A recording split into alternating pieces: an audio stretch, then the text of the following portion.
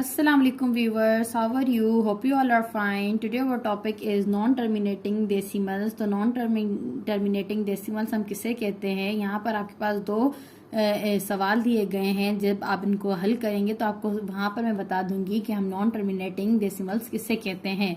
सबसे पहले हमें पता होता है कि जो ऊपर वाला टर्म होता है तो हमने नीचे वाले टर्म को ऊपर वाले टर्म के साथ क्या करना होता है, डिवाइड करना होता है। मतलब यहाँ पर जो डिनोमिनेटर है हमने उसको क्या करना होता है कि न्यूमिनेटर को हमने अंदर लिखना होता है, ठीक है, और जो डिनोमिनेटर है हमने उसको क्या लिखना होता है, बाहर लिखना होता है।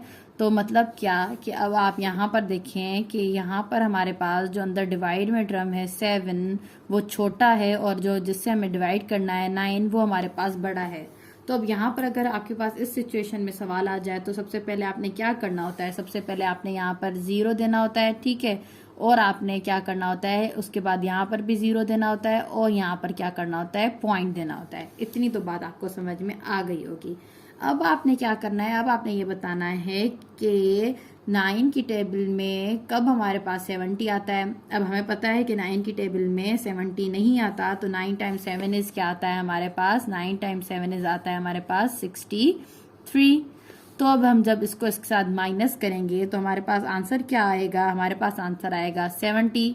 यहाँ पर हमारे पास पॉइंट देने के बाद हम 3 दफा 0 ले सकते हैं पॉइंट से। तो अब हम क्या करेंगे, यहाँ पर 0 लेंगे, फिर हम करेंगे 9 टाइम्स 7 इस क्या आएगा हमारे पास 63। फिर हमारे पास क्या बच जाएगा, जब 70 में से 63 जाएगा फिर से हमारे पास 7 बच जाएगा, फिर हम पॉइंट में से 0 लेंगे तो यहाँ पर आ गया 70। फिर जब हम 9 की टेबल में 7 टाइम करेंगे तो फिर आ जाएगा हमारे पास 63, तो फिर से हमारे पास क्या रह जाएगा 7। अब हमारे पास यहाँ पर देखें तो यहाँ पर पॉइंट के बाद 3 डिजिट्स तो हमारे पास आ गए हैं और वो 3 डिजिट्स ही क्या है, सेम है और वो चलते ही जा रहे हैं। मतलब अगर आप फिर से भी करें तो आपके पास क्या होगा, ये ख़त्म नहीं होंगे, ये बढ़ता जाएगा। फिर आपके पास 7 बचेगा, फिर आपके पास 7 बचेगा, फिर आपके पास 7 बचेगा, फिर आप 0 देंगे। तो मतलब जो टर्म आपका पॉइंट के बाद चलता ही जाए और वो कहीं भी आके ख़त्म ना हो, उसे हम कहते हैं कि वो हमारे पास क्या है, नॉन टर्मिनेटिंग है।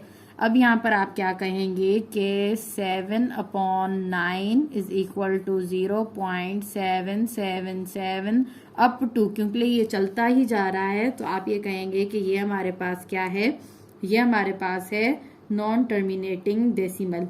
अब यहाँ पर एक और आपके पास सवाल है। अब यहाँ पर भी सेम क्या है, हमारे पास जो है वो डिनोमिनेटर बड़ा है और जो है वो न्यूमिनेटर क्या है, छोटा है। तो सेम हम क्या करेंगे, पहले यहाँ पर 0 और यहाँ पर पॉइंट लिखेंगे और यहाँ पर इसे देंगे 0। अब हमें पता है कि 6 की टेबल में जाहिर सी बात है 6 टाइम 1 इज हमारे पास क्या आएगा, 6 ही आएगा। जब आप इसको इसके साथ सब्ट्रैक्ट करेंगे तो आपके पास क्या आंसर आएगा, आपके पास आएगा 4। अब हम पॉइंट में से क्या कर सकते हैं, पॉइंट में से आप क्या कर सकते हैं, 0 ले सकते हैं। जैसे कि हमें पता है कि 6 टाइम 6 क्या आता है 36, तो 6 हम यहाँ लिखेंगे और 36 यहाँ लिखेंगे। अब हमारे पास क्या बच गया, सेम हमारे पास बच गया है 4।